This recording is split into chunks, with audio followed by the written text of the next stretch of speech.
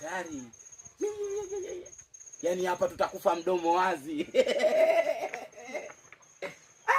Yaani sijui kwa nini nikawahi kuoa mimi. Sijui kwa nini nikawahi kuoa mimi jamani. Kumbe wanawake hawajesha. Yaani mtoto mzuri mtoto. Leo muda gani anakuwa anapita? Anapita saa 6 kamili. Yaani muda kama huu nitaka nirudi kazini na tega hapa. Nasubiri.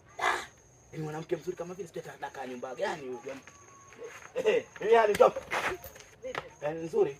Haya. Nenda kazini kidogo. Mwanamke gani? Ambaye umemuona. Mwanamke. Kwa hiyo mimi sifai. Mwanamke yupi? Mwanamke yupi? Ulivyonioa kwetu.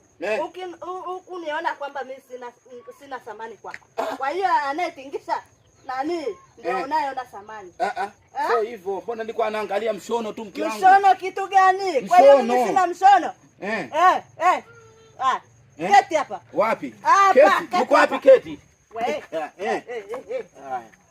Kwa hiyo mimi umeniona kwako sina thamani.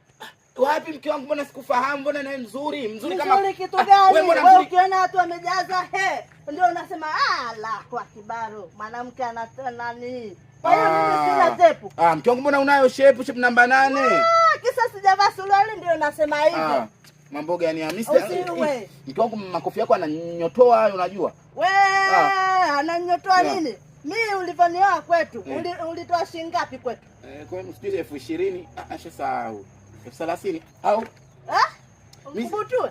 Kani nani yule jirani Waenda wapi? Siendi popote mimi waenda wapi? Nawahi sokoni hapo kidogo. Sasa sokoni si huku. Wewe.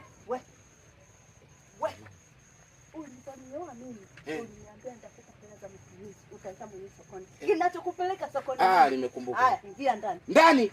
Ndani mchana sasa hivi ninge ndani? Mambo hayo ndio tufanyiane bwana. Ndani. Unanijua vizuri mimi? Mimi nakujua.